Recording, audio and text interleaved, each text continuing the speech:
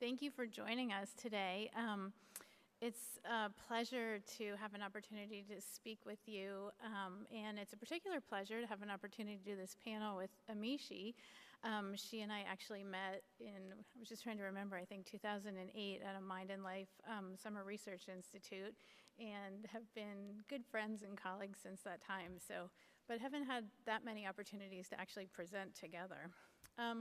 We have set ourselves kind of a ambitious agenda for the next 45 minutes. We hope to engage three questions or sets of questions together, and we will do so. I will primarily focus on the first question. Amishi's going to focus somewhat more directly on the second set of questions, and we're both going to touch a little bit on the third question as we go through. We'll plan to each speak for about 15 to 20 minutes and then have a little bit of time for questions at the end. And I apologize in advance if our time is compressed today, so come find us afterwards if you have additional questions that we can't cover within our allotted time. So I want to begin by just acknowledging two really wonderful collaborators in the work that I'll be talking about. And also just mentioning some disclosures in terms of funding and royalties. And I want to start by referring to a paper that was published at the beginning of this year by Lisa Onken and colleagues. And for those of you who attended the lecture that Zindel gave this morning, he also mentioned this paper as a really important piece of work that was really charting kind of forward movement in the area of clinical science. And one of the things that this paper addressed was really the importance of intervention work and seeing it in a very broad context. So one of the statements from this paper is that work is not complete until intervention reaches its highest level of potency and is implementable with the maximal number of people for whom it's intended. And I want to really highlight this as sort of part of the framework as I begin to talk about the field generally, and then I'll talk a little bit about some work that I have been doing. What this Onken paper did was specify a model for a way of thinking about clinical intervention, science and practice, and really talks about the importance of seeing clinical research within this broad array from stage 0, which is basic research about what are the targets of intervention, what are the processes that we're trying to change with interventions, all the way to stage 5, which is implementation and dissemination, and really focusing on how do we get practices that we have established, for which we've established efficacy and effectiveness into the people's daily lives and into the healthcare settings within which people receive care in this country. Zindel and I worked, I was at his talk and leaned over to a person I was sitting next to, and as he showed the slide that I'll show you next and said, this slide is the result of about 9 months of Saturdays of Zindel and I poring over the literature of MBSR and MBCT. What we did was look at all the studies that had been conducted and try to map them with regard to this cycle established by Onken and colleagues. And what we found is that there's a heavy saturation. The color gradient here shows you the percentage of studies of the overall group of studies. And here for MBSR and MBCT, what you can see is that there's a heavy saturation at really the early phase of research. So really looking at treatment development, early pilot studies. And what you can also see, I hope, is that as you move into these later phases of research, there is literally almost no research available. So this gives you, for MBCT in particular, you can see the range of applications of MBCT. And this review was conducted up to the end of 2013. And what you can, I hope, see here is that when you look at the farther columns, there is there's very little research, really a gap in terms of studies that examine these practices in the context of healthcare settings, looking at are these practices effective, and really almost nothing with regard to questions of dissemination and implementation. The most advanced, I would say, of the research that's been done has focused on the problem of depression. And I'm going to talk a little bit today about two lines of research in which we're really attempting to push the field forward and really explore sort of the limits of what we know about do these interventions work sort of at a broad scale. We've been doing this work in the context of the Mental Health Research Network, and I am showing here sites of the Mental Health Research Network, which is this really big vision of intervention research that is spearheaded by Greg Simon, who's at Group Health Collaborative in Seattle, and a quote from Tom Insel, who's the director of the NIMH, describing the Mental Health Research Network. And what I think is really important is this idea of transforming the world of healthcare practice into itself a laboratory for research. And one of the things I would like to hold up as we think about the successes and challenges of mindfulness-based work in applied settings is really that we need to think more broadly with respect to kind of what is our laboratory, and that it's very important to both have the sort of solid grounding in sort of traditional laboratory science, but also to think kind of big with respect to the world itself as a laboratory for our clinical research. I want to talk about two lines of work. The first is work that my colleague Cheryl Goodman and I have done with the problem of depression during pregnancy and postpartum. The available research, as this review suggests that depression is really one of the most common complications during pregnancy and the postpartum period. And in fact, it's not only is it common, it has adverse and enduring effects, correlates and consequences for women and their children, and it is also treatment options and prevention options today are sorely needed. The most common form of intervention for depression during pregnancy and postpartum is pharmacotherapy, so the use of antidepressants, which is also the least preferred when you ask pregnant women what kinds of intervention they'd like to have available to them. So our study,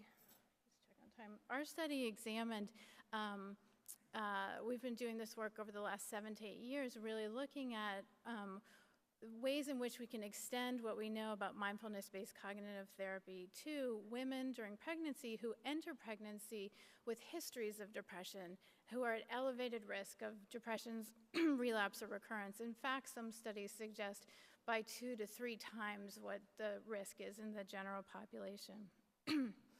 So this work, our first phase of work really was located where I showed you in that Onken cycle, at the top of the cycle in terms of stage 1, where there was that heavy saturation of research, was an open trial in which we simply designed to address the question, is this feasible? Is it an acceptable intervention?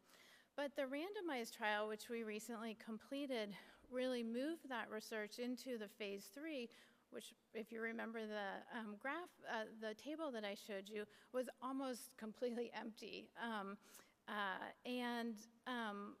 So what we did was we studied MBCT compared to care as usual, and this is in 2 of those mental health research network sites, Kaiser system in Colorado and in Georgia. And we attempted to determine the efficacy of MBCT for women with histories of depression compared to a care as usual condition. Assessment and referral, or as we thought of it as enhanced, basically treatment as usual. And what you can see is that we studied women both during the 8-week intervention period for those randomly assigned to MBCT and all the way through 6 months postpartum. Compared to the enhanced care as usual, the women who got, again, the MBCT program demonstrated significantly lower depressive symptoms over this perinatal period, which is itself an important outcome given that there are negative correlates and consequences, even for just slight elevations in terms of clinical symptoms of depression. But we were also particularly interested in looking at rates of relapse during this period, and what we found was a significant and large protective effect that was provided by participation in MBCT among women during pregnancy and postpartum. You can see the MBCT in the red bar with basically 10% of that group relapsing compared to about 30% in the care as usual. So with regard to successes and challenges, I think one of the successes is that we have an indication from this study, again, delivered in obstetric practices in the context of these large HMO systems, that mindfulness-based intervention, an adapted form of MBCT, is helpful in terms of assisting women in learning what they need to learn to help prevent the return of depression during pregnancy and postpartum. The challenges, well, I guess I would say one other thing in terms of the success. I have thought about from a broad public health standpoint, what are the preventive actions that we take on a daily basis to protect our health and mental health, right? If you look at, the use of seatbelts in cars, pretty common. My guess is when all of you got in the car to get here or when you go home, you'll just instinctively, pull over the seatbelt and click it in. Seatbelts, I think, reduce the risk of injury by about half, right? So, and we've integrated that as a daily practice in our lives. This is an even larger effect in terms of its protective capacity in terms of women's mental health for a condition that has a broad range of impact that some studies suggest for their children, the experience of depression during pregnancy and postpartum is evident at the point at which women's children are 18 years of age. So from a public health standpoint, I think these results are important. At the same time, there are definite challenges. So what we know is that there are all kinds of barriers to care. There was a really interesting survey study that Rebecca Crane and Willem Kijken did and published last year, I think, in which they looked at a whole range of barriers to successful implementation of MBCT programs. And what they found was among people who participated in the survey who had interest in investment, one would think, in mindfulness-based interventions, only about 10% of them actually reported that they had stable MBCT programs that were offered in their settings. And about a third of people were offering MBCT without actually any formal training in it as a clinical practitioner or leader of MBCT. So these types of data and questions really led to, I'm going to move to talking about another line of research that Zindel and I have been working on for the last number of years that really has asked, are there ways in which we can put sort of the core practices and tools and learning of MBCT in people's hands where they can learn them in a self-guided way? We developed a web-based application of mindfulness-based cognitive therapy, and the work that I'll show you here is its application for a general population, again, which we tested in one of the Mental Health Research Network sites. We are doing work currently on use of this with women who are at risk during pregnancy and postpartum. And you can see here the 8-session format of this web-based intervention. And I'll just walk you through briefly some of the components.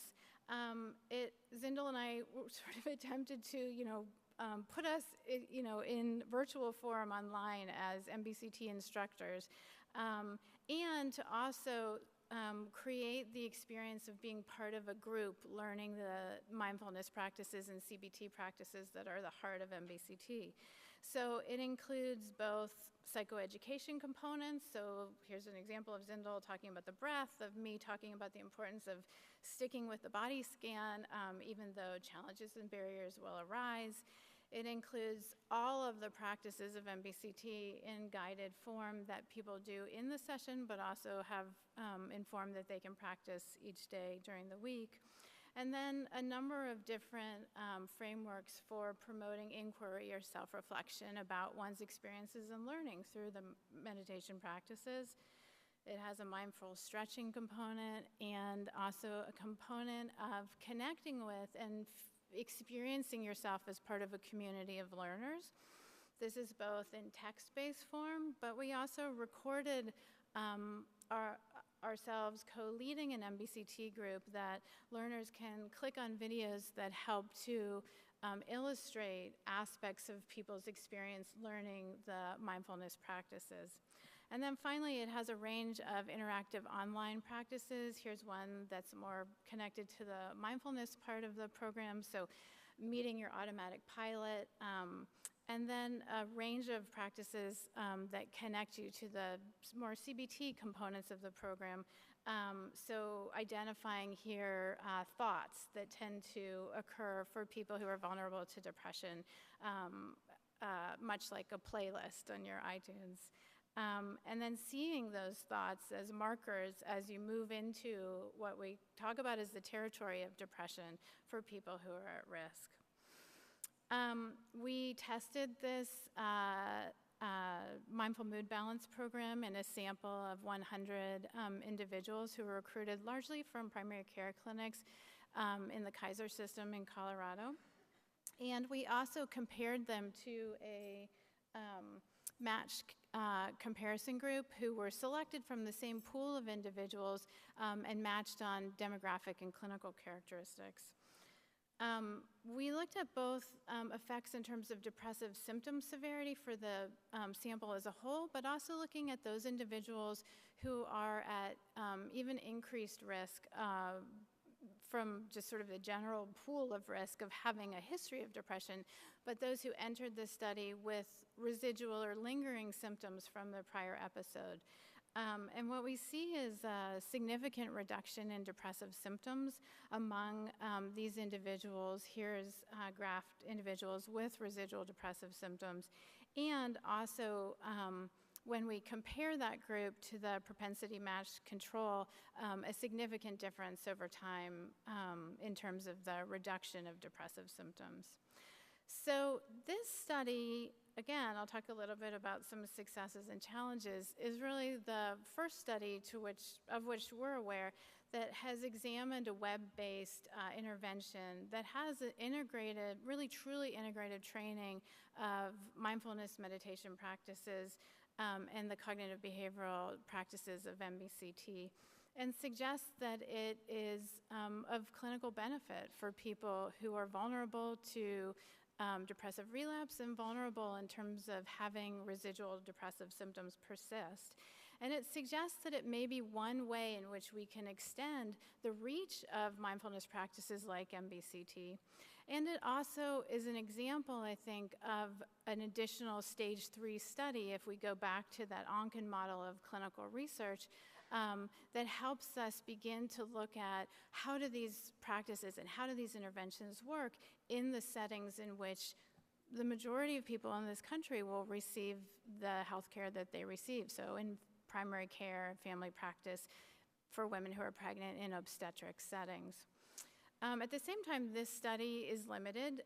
It wasn't a randomized design, and we have limited follow-up data from this study. And so we actually are just, in January, beginning recruitment for a recently funded study by NIMH, in which we'll randomly assign 460 patients to either this mindful mood balance program or enhanced care as usual, again, within Kaiser, Colorado. So I hope within a couple of years to have more definitive efficacy data from this community setting to share with you. But I think both of these studies, at the same time, really highlight some areas of promise and potential and continuing challenges for us to address as a field. So I hope we can come back to that in our discussion.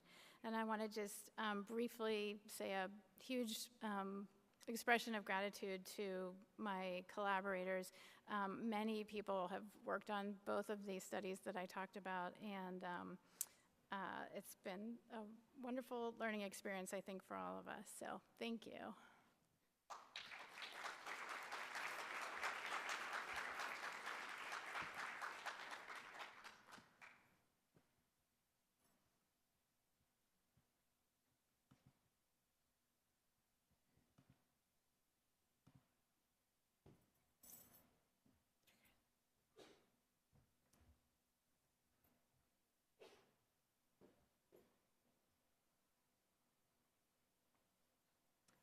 Hello, everyone. Can you hear me? All right. All right. See my face? Okay, wonderful. Thank you so much, Sona, and I want to just echo what you said. We've become fast friends and of course colleagues, but it's nice to be able to do this type of a presentation kind of back to back, because I think a lot of the issues that she brings up in the clinical context are very much at the heart of the kind of work I do, which is much more in a non-clinical applied setting.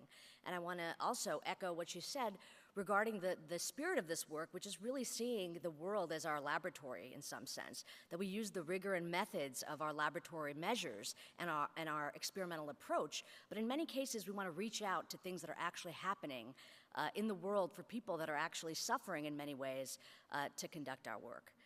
So my intention in the next, 15 minutes that we have together is to give you a little bit of a snapshot of the kind of work that we've been up to in my lab, and really around this issue of applied setting. So this is giving you a sense of a subset of the many different ways in which mindfulness training is currently being offered right now, right? So in education, business, military, sports, and I'm sure many of you, even in this room, have many other applied domains that you could speak about. But these are actually some of the projects that we're working on in my laboratory right now.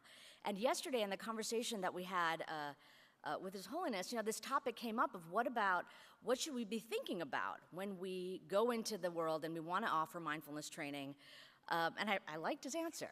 Essentially a very pragmatic, whatever works, right? So the spirit of that is to really go for it.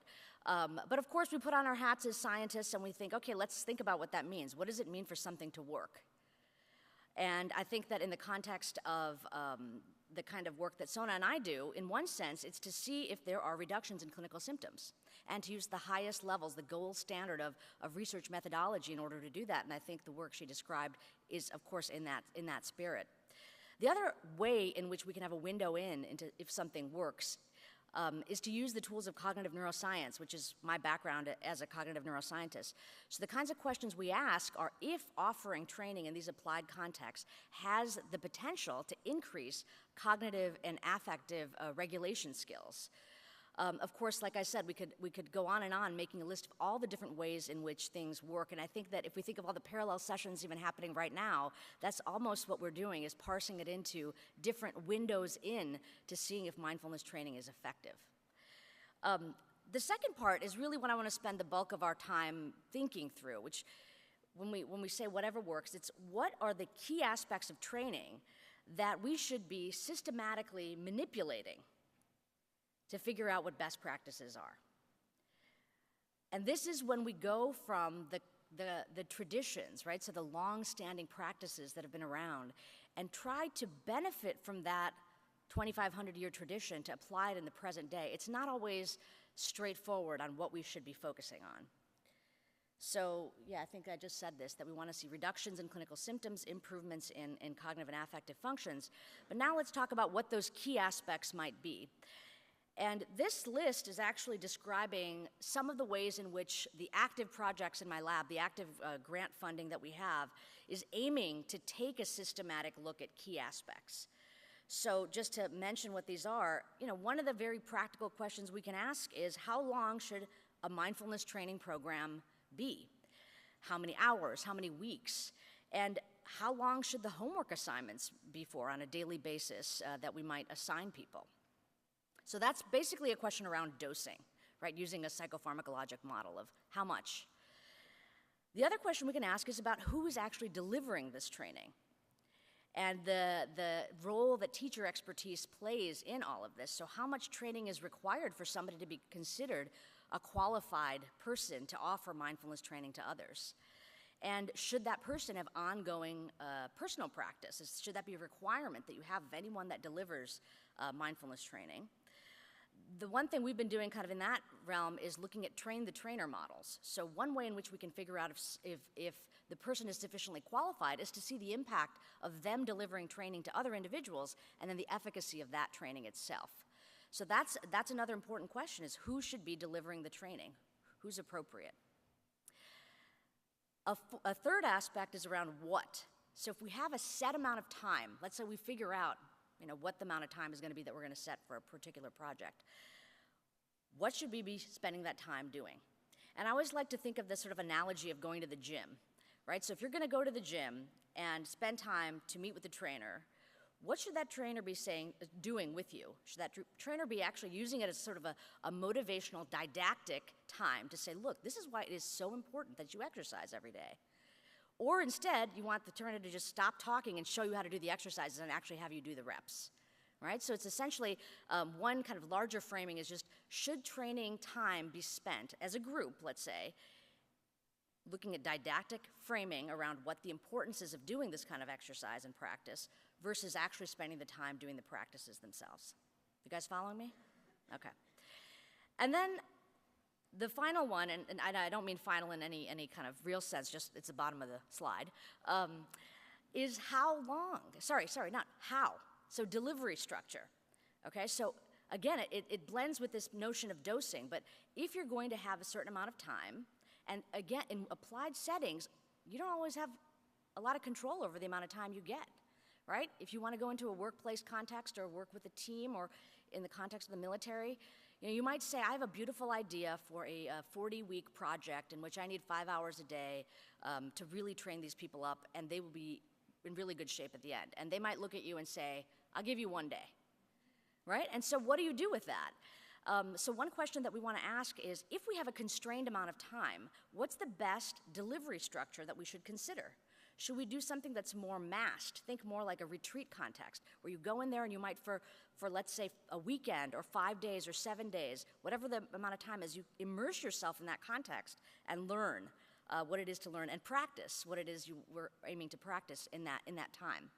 Or should you take more of a spaced strategy for delivery, so that it's more like a kind of a standard MBSR model where you have a few hours a week, but then it's across multiple weeks, so that there's a amount of learning that happens, but then there's sort of a period of rest, you might say, between the next time a group discussion happens. So those are some of the considerations, and we basically have research projects that are addressing each of those. What I want to share with you now is essentially a specific question that we're asking in kind of a slice through all of these projects, which is around the effects of mindfulness training on attention, but particularly, can mindfulness training tame a wandering attention, so mind wandering, and can it reduce attentional lapses? So if we go through every single one of those contexts, right, so in the context of education or business or the military or sports, there is a real drive, and I would say this is true for any other context you might add in there. There's a real drive and desire to improve performance at the thing that people want to do, whether it's study or have a team win. And at the same time, there may be a real downside to having your attention wander, whether it's not being able to learn the information you need to learn, or really missing something important, which could mean that you don't score the touchdown, or it could be, in some cases, a matter of life and death when you miss important information. So that's the question that I want to focus this snapshot of the research approach that we're taking. And this is the group of people that I work with in my lab and as part of our team. And the reason, of course, I want to acknowledge all of them, because anything I show you is because of what they're able to do. But I'm actually also showing them to make a point about how we've been thinking about the importance of what the expertise should be in the research team itself. So one person I wanted to actually acknowledge, because she's here today, is Dr. Alex Morrison, who's our research scientist in lab, and she's sort of involved in every aspect of the projects that I'll tell you about. But the other kind of expertise we want to have is mindfulness expertise in our research lab, which means that these are not trainers that are sort of separate from us, but they're actually collaborating with us when we think about the research questions and the design and delivery and their mindfulness expertise. So two people that do that very closely with me are Scott Rogers and Gus Castellanos. For a lot of the other work we do, we also need context expertise on the kind of groups we're going to go out and work with. And I've been very fortunate to be able to have retired active duty military folks in my lab, including Matt Goslin, who was former Air Force, and Sybil Allison, who was former Army. So that's a great group of people to have access to walk down the hall and say, look, this is kind of a piece of this that we're thinking about. Does it resonate? Would this way of wording it make sense? And of course, the crosstalk that happens between the mindfulness experts and the context experts can be very fruitful in figuring out the right way forward. I'm also fortunate that one of the students in my lab, because we do work with the football team, is Josh Rooks, who played football for 4 years at Northwestern. So for some of these contexts, we have to get creative on how we're going to bring people into the lab that might have the expertise. But that's just to say that obviously we need a lot of different folks to play roles in this work. And the particular data that I want to share with you is on 2 projects, one having to do with education and the other one having to do with a business application around mindfulness training as curbing mind-wandering and attentional lapses. And the starting point of these projects was actually really being able to lean on a good amount of literature in which there is strong evidence, or at least amassing evidence, that mindfulness training programs are able to improve attention and working memory. And this is by no means an exhaustive list, but it gives you a sense that in mostly longer duration types of programs, training programs, there is benefit in these cognitive systems. So that's sort of on the kind of core systems level, but what about in terms of mindfulness training curbing mind wandering, right? And so I want to turn a little bit to what we mean when we use that term, mind wandering. And it has many affectionate names, monkey mind, distracted mind, absent-mindedness. Anybody ever have this happen to them? Right, so, and it's a big issue for the current society we live in, and also given what we know about the kind of downside of having this happen. But just to be crystal clear about what I mean when I use the term mind wandering, I'm talking about having off-task thoughts during an ongoing task or activity, okay? So you want to be doing something, whether it's reading a book, having a conversation, taking a drive, whatever it is, and it's during those moments where there is an intended focus of where you want your attention to be that we talk about mind wandering being problematic. And it really does correspond to difficulty performing the task at hand, whether it's due to rumination and worry, which I think connects very much to the kinds of challenges that populations that Sona deals with, in many cases depression in particular, can have challenges with, distractibility, visioning. And it's problematic really because it typically happens, or at least is initiated, without our awareness. We fall into this. From some recent studies that have been done, we know that it's very prevalent. About 47% of the time, when we're trying to do a task at hand, our mind is not on, our attention is not on that particular content. We know that it happens during other tasks, and I think this last point about what it does to our ability to perceive our environment is a big problem. It's something called perceptual decoupling, in which essentially the input of information into our perceptual system seems to be degraded or at least dulled when our mind is wandering. It's as if we don't see lights as bright or sounds as loud when we're actually having our attention in some respects hijacked away from what we're trying to do. So mind wandering is a problem. And this is not the same as daydreaming, or as us folks in psychology call it, constructive internal reflection. This is very different in that it is intentional.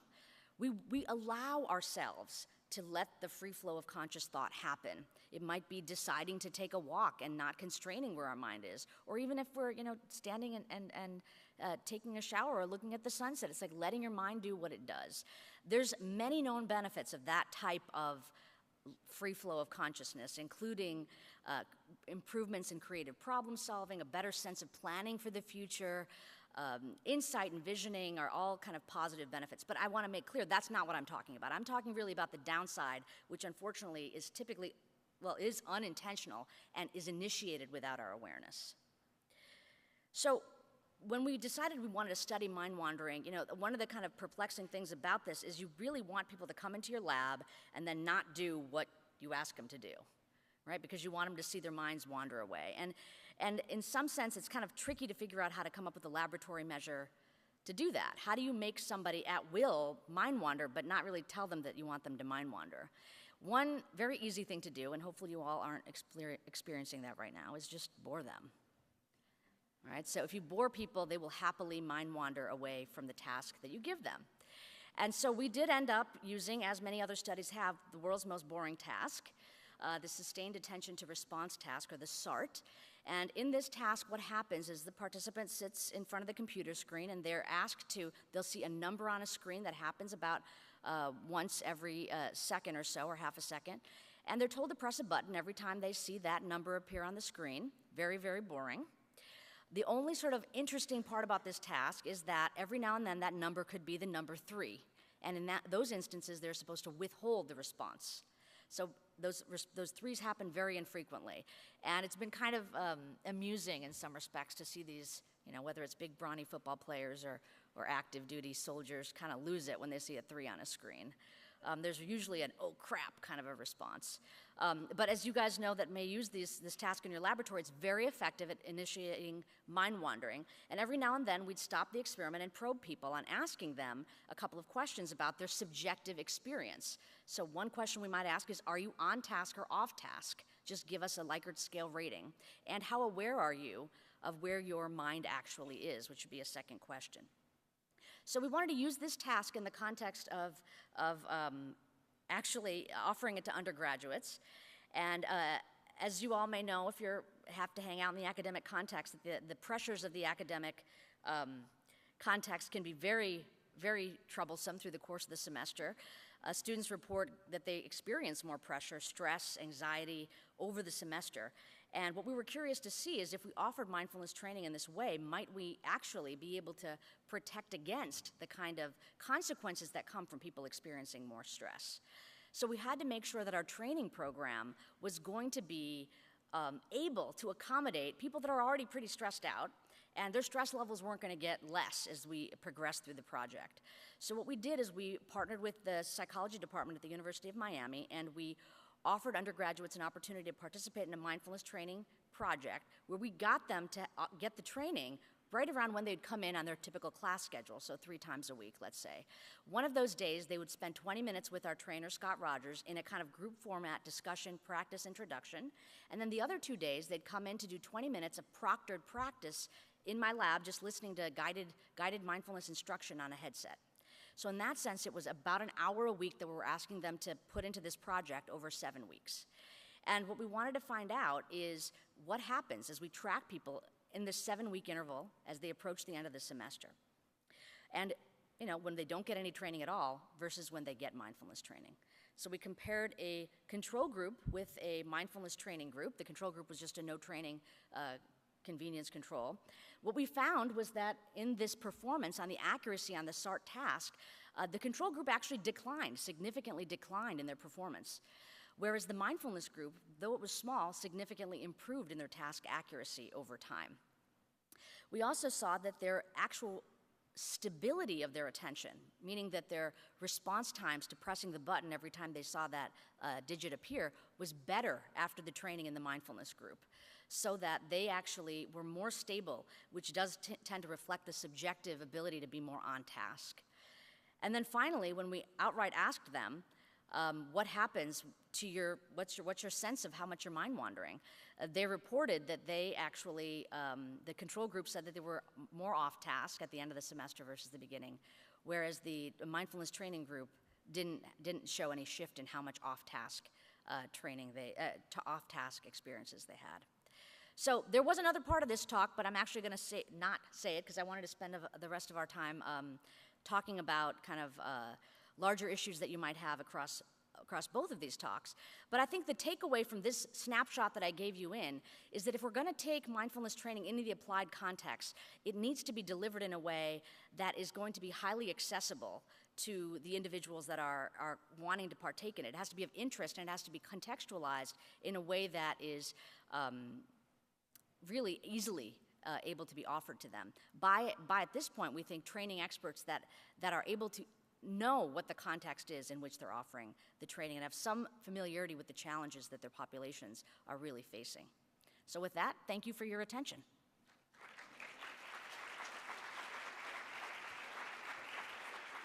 So Sona, do you want to come up here? And if there's any questions, please just feel free to go to the mic and we can talk for maybe 5 minutes before our session ends. Nobody? Oh, good, a couple. Yay.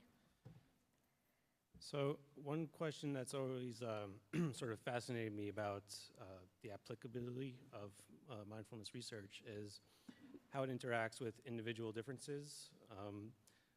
If we can sort of optimize the effectiveness of training by sort of studying how the effectiveness depends on individual differences and thereby sort of fine-tuning a mindfulness program to a particular individual. So I'm just curious to what extent this sort of thing has been investigated in your research or other research.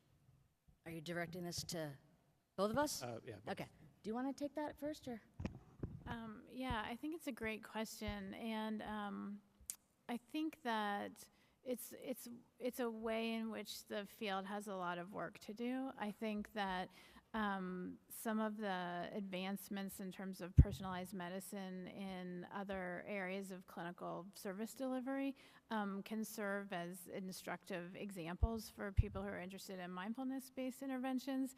When I look at the research on MBCT, I think it's too young in a sense to really answer the question that you're asking. The most robust, I would say, finding is, again, in the area of depression, and that is, actually, it's just a couple of studies that have looked at differences in terms of relapse prevention by number of prior episodes of individuals with histories of depression. And then the field largely started limiting studies to patients with more highly recurrent histories. So it's a very important question that you're asking, and we need more research to answer that in a definitive kind of way, so that we can actually begin to have evidence-informed guidance for people, both looking at the level of, clinical interventions, but even within that, looking at the level of specific practices. So it's a great question, and it needs an answer, but I don't have one now.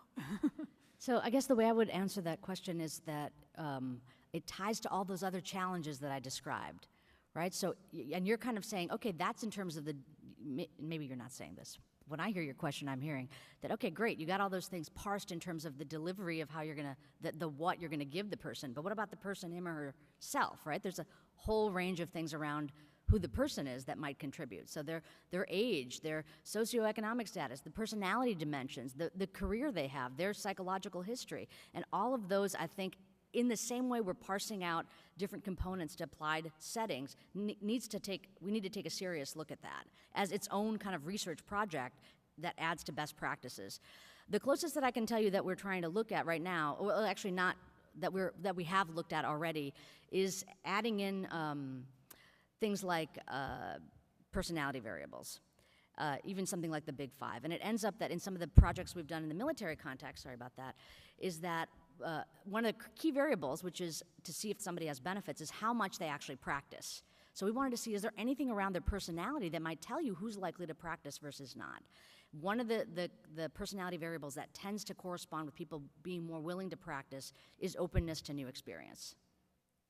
I would also say this is an area where meetings like this can be very important, because some of the other work that I do looks at other types of psychological interventions for depression, and I would say that field is advanced with respect to the mindfulness-based field in terms of understanding some of the individual differences in the way in which they predict or moderate outcome. And one of the reasons that it's more advanced is because the studies have, for a longer period of time, been more methodologically rigorous with regard to not just research design, but also reporting standards. And studies have made investigators have made data available for pooled analyses across multiple studies. And that's something that this field could make a commitment to doing in a way that would help us to examine. Because to answer the question that you're answering, you need big studies. You need a lot of people, because you need to have a sufficient power to look for those kinds of treatment by individual interactions. And so I think that's something that's kind of important on the horizon for this field to begin to address. So thank you. Thank you both for some great talks. One of the things that I've been thinking about with interventions is seeing if the interventions themselves influence mindfulness. And measuring mindfulness is tricky. Self-report, we know about some of the limitations there. And so when you're showing the SART as a potential direct but behavioral measure of mind wandering, it made me wonder, your thoughts on, are there potential direct behavioral measures of mindfulness? And I'd be curious about your thoughts on that. I think that my answer to the question would be that it gets you into a really problematic circular logic situation. The way that I approach the research that we do in my own lab is to actually say there is this thing we do. I take the strategy we take in my lab around looking at mindfulness training is akin to the kind of strategies people take in labs that do cognitive training. Right? So essentially there's a set of things that computer-based training, cognitive computer-based training would be one way to put it. So there are a set of things that somebody, when they are involved in a cognitive training program, know that they're imbuing the training with to then see if there's some transfer over into other kinds of benefits. Right? So in some sense, mindfulness training is a type of program where we don't really know what the active ingredients are. It's sort of like this long tradition has come, has led us to what these practices are, and we're kind of trying to see what are the critical components. So I would say my interest is in really trying to use a lot of the tools of cognitive neuroscience to figure out what this thing called mindfulness is, versus the kind of question you're asking, which is we know what it is, like how do we get to that signature better? So to the question, your question was basically, are there ways to more directly look at mindfulness? Right? I would say what I'm interested in seeing is, does offering somebody a very specific set of training practices in a particular program have an impact on X, Y, and Z? And the X, Y, and Z in my case is attention, working memory, curbing mind wandering. And at this point, the answer for that question is yes. Maybe at some point we'll get to figuring out all the different dimensions around which this thing we call mindfulness training has a benefit. We're not there yet. And I think the problem that we're addressing in this panel is actually that thing of mindfulness itself is so complicated. So, sorry, I don't have much to add to that. But I think we have to end now, so I think we're already past our time. Maybe this could be the last question. One last question, and we're happy to stay.